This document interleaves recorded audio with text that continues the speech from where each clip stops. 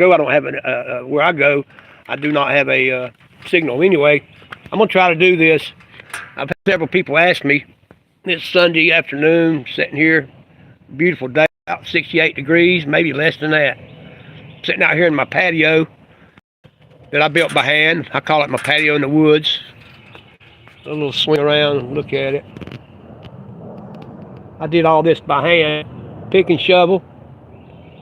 No equipment, except for my son helped me when I rented a cement mixer and poured the concrete, and I stamped it. It's fake, them's not rocks, it's fake, stamped. I did all that myself. But anyway, this is about me when I fell over dead in the emergency room. I was back in 2009. I was 49 years old. And I hope I'm not too close to the camera, my ugly mug. I should have got my tripod. Anyway, I was 49 years old, and we had went to the Outer Banks to my sister's, my wife's sister's house. Her and her husband. 4th of July bash for the weekend. We had baseball, footballs, there was swimming pool. They got 28 acres in the house right in the middle of it. It's a really nice, beautiful place. Anyway, we was out there, and I was throwing baseballs and footballs and playing, and we had a great time. And on the way home, I kept telling my wife, I said, oh God, I throwed my arm out of joint, my right arm. I kept rubbing my arm right there. I was like, oh, I throwed my arm out of joint. I shouldn't have been out here acting like a kid. But we had a bucket, 5-gallon bucket full of baseballs, and we was hitting them, and I had all kind of fun. And all the way home, I told her, I said, I throwed my arm out of joint. I shouldn't have been doing that. And I mean, my arm, it's just my arm. It felt kind of numb, hurt, my shoulder, all the way down my bicep. And I had got home, and me and my wife was like, shoot, we came home on a Friday because we'd stayed down there. No, we came, I forget the days now. It's been so long. Anyway, we decided we was going to go to the mountains and have a day trip and spend one night. So we did. We stopped at the winery. We got us a couple bottles of wine, and we drank that. And well, we done some sightseeing. We went back to the room, and we drank our 2 bottles of wine. And I just didn't feel good. And next day we got up, was riding around, going to spend the day up there before we come home. Hey, whoever's in here, don't tell me. But glad you're here anyway. Talk about my near-death experience. But we drank that wine, and we made about half a day, and I just didn't feel good, so we come home. And we got home, and I was just sitting around the house, and I started feeling a little bit better, but my arm kept hurting the whole time. The whole time we was gone, and we got back, and I told my wife, I said, I'm going to take my dog down to the fishing hole. So we went, hey, everybody, welcome. So I went down to the fishing hole, me and my little dog, and I wasn't there long. There was nobody down there to talk to, and I didn't do no fishing. So I laid back in the grass, and I was talking to my little dog. I said, Peanut, I said, I don't feel good.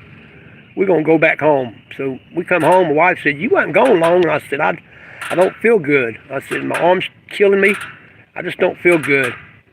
And she want to go to the hospital? I said, no, I ain't going to the hospital. I threw my arm out of joint. Not joint, I just threw my arm out. Strained my tendons.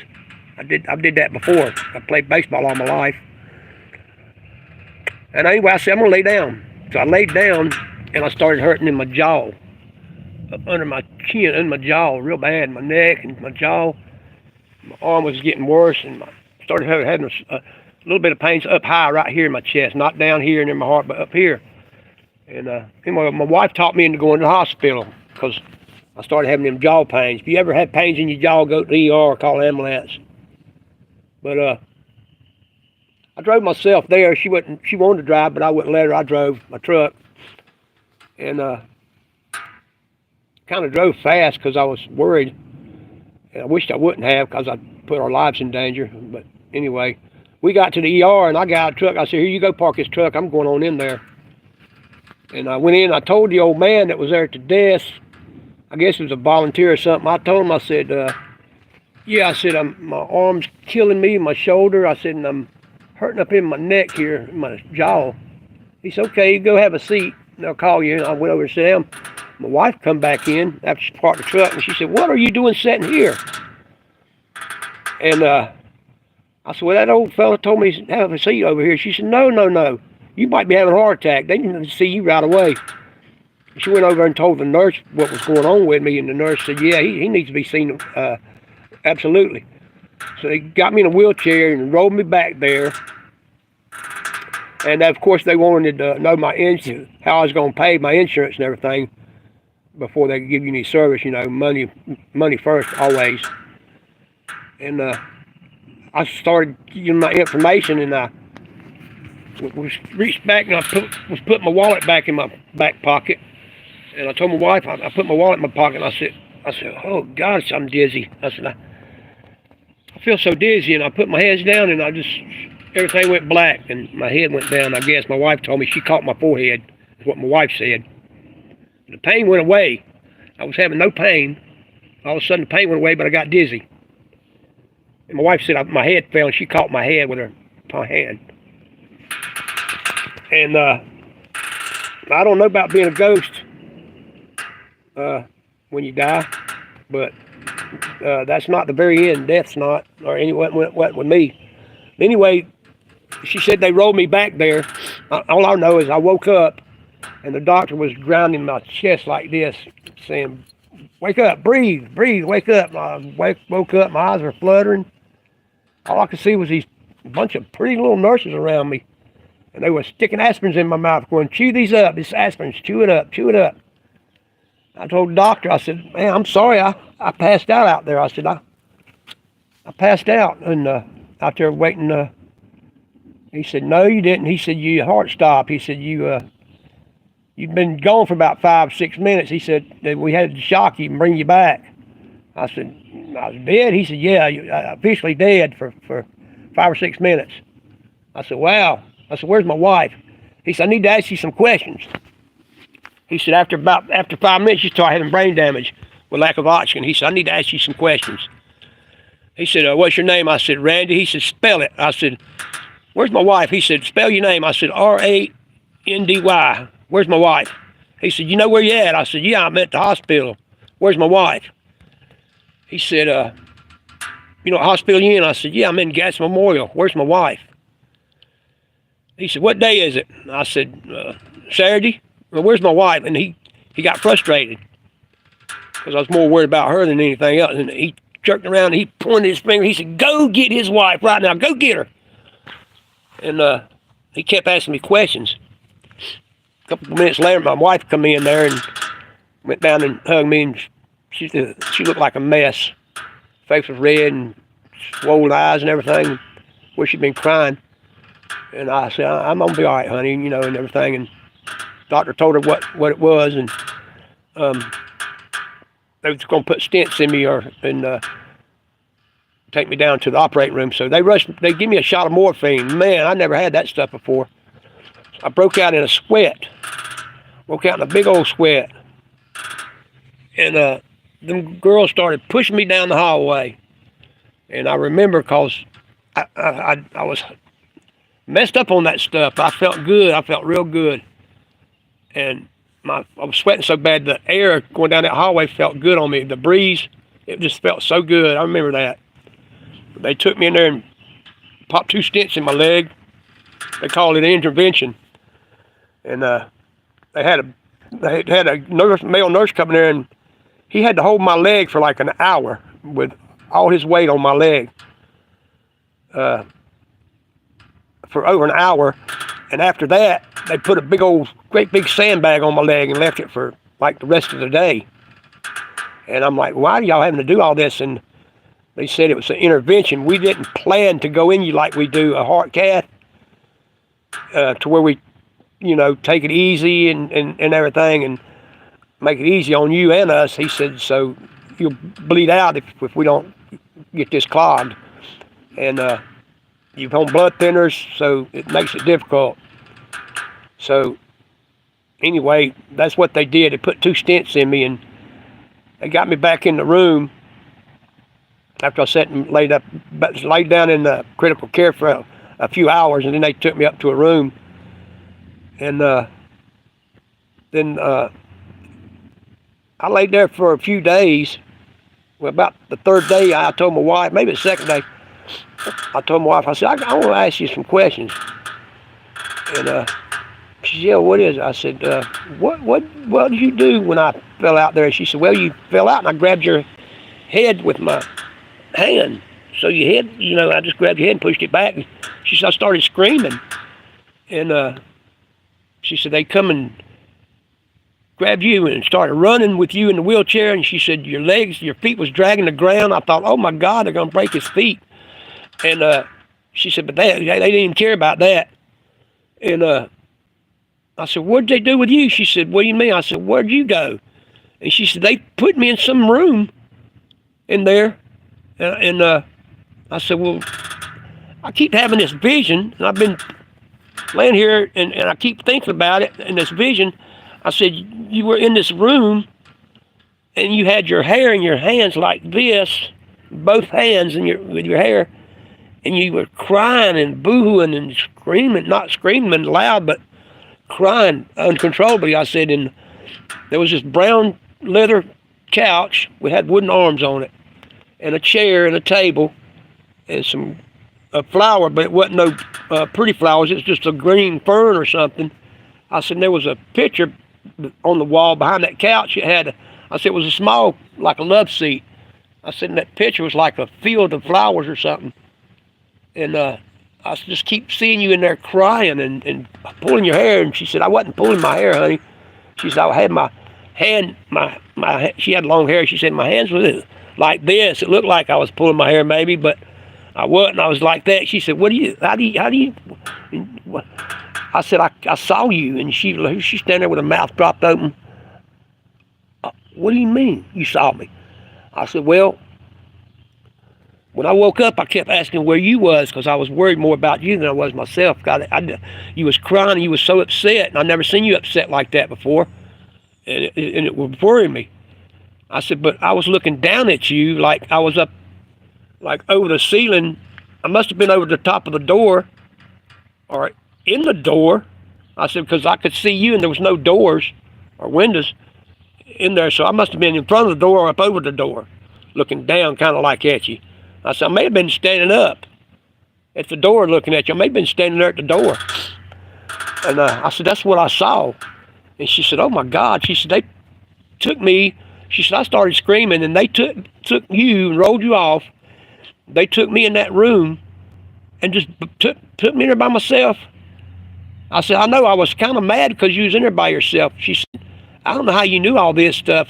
She said, because that room had brown furniture, and it was leather. It was nice little furniture, and there was a table with a lamp and a little fern or something on the table. It had a little gold pot. I said, yeah, the pot was gold. She said, and there was a picture like Lily of the Valley or something on the wall. It was a field, and it had like sunflowers, not sunflowers, but what do you call them, little flowers in it. Anyway, I described the room to her, and she was freaking out about that.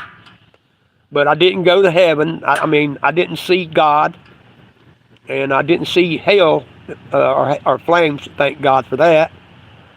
But I didn't see any relatives. My mom and dad wasn't waiting on me. Well, my mom was still alive then at that time. My dad was dead, but I didn't see any relatives waiting on me. None of that. I didn't see no colors, none of that stuff, none of what these scientists that think they know everything say your brain does. When you die, you hallucinate, you see colors and all this. I didn't see none of that. I saw my wife. I went to my wife because that's what I was worried about, my wife. She's the only woman I've ever loved like that, other than my mom and my family. She's the only woman I've ever truly loved in my heart like that, So I was more worried about her than anything. Let me see what you say. Ask me. What did you make to eat if you are asked to yourself for your birthday? What the hell is it? I don't know what you're talking about. And I'm always happy. Do I feel happy talking to you? I don't know what you mean by that. But anyway, I'm doing this for me and people that want to know. friends and family that's asked me this is what I'm doing this for. So whatever. I don't know what you're saying, but anyway, yeah, that kind of got to her. She didn't know, and but since then, I've changed my ways. That was in 2009. I'm gonna smoke this half a cigarette. Yeah, I quit smoking, but I've started cheating now. I'm starting to smoke once in a while. I've been smoking 4 or 5 a day here lately. This is a half one. See, I've smoked half one here and a half one there. Promised my grandbaby I'd quit, and he caught me smoking last week, and he didn't like it. He's 8 years old, but he didn't like it. But I'm gonna completely give him up soon enough. But anyway, whoever that person was got me distracted there, asking me what I wanted to eat for my birthday and some silly shit like that. Was I happy talking to them or something? I don't know who the hell it was. But anyway, after that, I laid up there at the hospital. I thought about a lot of things, you know. I have changed my ways. I never was mean or nothing like that. I don't mean change my ways like that, but I guess I'm more, they call it empathy. I have more empathy for people or whatever. And important things to me, things that used to be really important are not, don't mean shit to me anymore. Excuse my language. What means most to me is my wife and my 2 sons and my grandbabies, and my other family members, my brother and his son and his grandbabies, and my oldest brother who died 13 years ago. Yesterday was made 13 years. He's been gone. I love his son and his grandbabies just like they were my own, and that's what means the most to me is my family. I like material things, but that's not as in, you know, I don't put a lot of thought into having a bunch of stuff. I got me a comfortable little home here. Nothing fancy, but it's nice. I got my woods out here. A lot of people got $1 million house, ain't got the woods like this. You don't see no houses, do you? Actually, there's some behind me. They're over there. They built them last year, and it makes me sick. I can see them through there. I don't know if you can see them on this phone, but in the wintertime, you can see them. It really upset me when they built all those houses over there. But anyway, that's my story. A lot of people's been wanting to know about it. I did this live here. I've been on here for 18 minutes, and most people might not want to watch it for 18 minutes, but I had to start from the beginning. I left out a little bit, but not much. I don't think I left out nothing. I know one thing. They sure bruised my legs up when they did that intervention, as they called it. I asked them why I bruised so bad, and they said, yours was intervention. We didn't plan it like you do. If you come in and your doctor wants to go check your heart and give you a heart cath, they take a small scope and needle. They had to slap the big one in you, and you know they didn't have time to prep you and everything like they usually do. And, I got 2 stents in me. I've never had no problems. I still got a strong heart. I shouldn't be smoking, but I do. They kept trying to get me to retire and go on disability, but I couldn't do it. But I did work for 11 years after I had my heart attack. But my heart didn't put me out of work. My legs and hips did, because the arthritis set in on me. I couldn't climb ladders no more. I done heating and air. I didn't crawl under houses. I did commercial heating and air, and on these big high-rise buildings and you know, big jobs like that, where your air conditioner is as big as a house. But a lot of climbing and stuff, but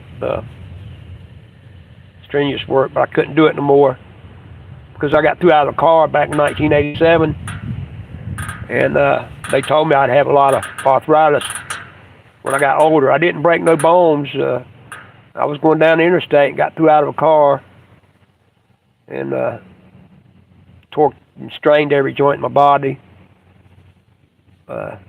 Tore my clothes all, half off and stuff. That's another story. Another time I cheated death. That's just another story too. That's a long one. But anyway, that's why I had to quit, because I just legs and hips couldn't take it no more. And that's all I ever done was heating and air conditioning, except for back when I was in my 20s, I'd done some iron work. That's a lot of climbing, iron work, rigging iron for buildings. But yeah, that's about the extent of it. But I quit doing that after about 3 years of iron work, and started doing heating and air like the rest of my family. But I'm still here. I'm 66. I'll be 67 in October, and I'm still doing good. You know, here I am cheating on these cigarettes. I'm smoking 4 or 5 a day, but I ain't smoking 2 packs a day. I hadn't drank in 6 years. I hadn't drank a drop in 6 years, except for a beer 2 years ago on an anniversary. I had nice lasagna at our favorite restaurant, and I got me a cold beer, cold Michelob. And I drank 1 beer with my sons out back here cooking on the grill about 3 years ago. Other than that, I haven't drank for 6 years. Haven't smoked no weed either. I quit smoking weed 15 years ago. But yeah, I was just sitting out back here, and a lot of people, my friends, family, everybody, my family knows, but everybody wants to know my story about what happened when I died, and if you was dead for 5 minutes, what happened? What did you see, or did you see anything? Did you go to heaven, or did you see hell? Nothing. No, I didn't see none of that. I saw my wife, and I watched her for 5 minutes, I guess. 3 or 4 minutes, but I don't remember nothing else. But that's about it. I was sitting out here enjoying it's like 65 or 64 degrees maybe. It's nice out here. Hunter, get up here with Daddy. Come up here with Daddy. Don't cold back me. Don't ignore me. That's my boy Hunter. Come here, buddy. Get up here with Daddy. Get up here with Daddy. He loves his daddy. Hey, my buddy. Ain't you, Hunter? You my buddy? Ain't he cute? Hunter, look at this phone. Look at there. Look, ain't you cute? Ain't you cute? He's a good-looking boy. He's a handsome boy. Anyway, I guess I'll get off here. 23-minute video. But I love you.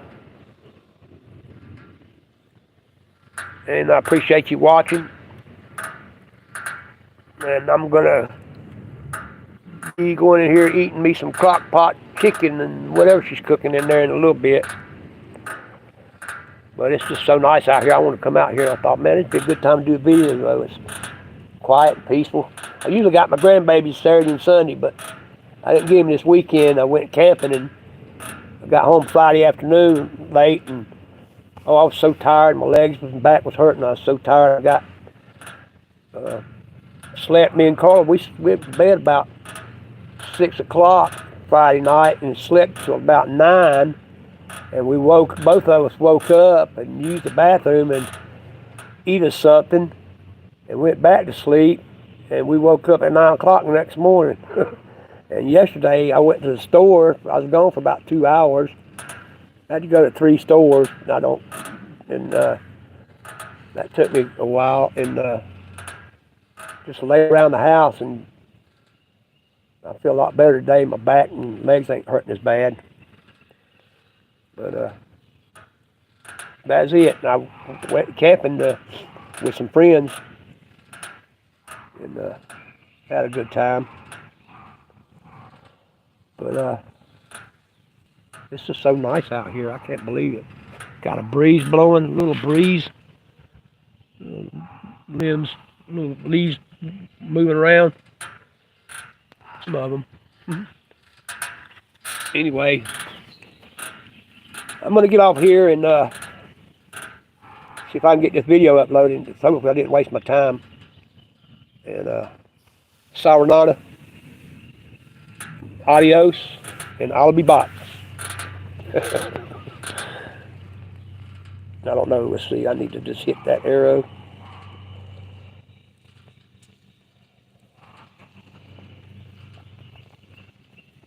I guess just cut the X out, huh? I don't know. All this other stuff over here, I don't want to put no scenery behind me or anything. I can do that later. Y'all have a good day. Are you sure you want to stop streaming? Okay.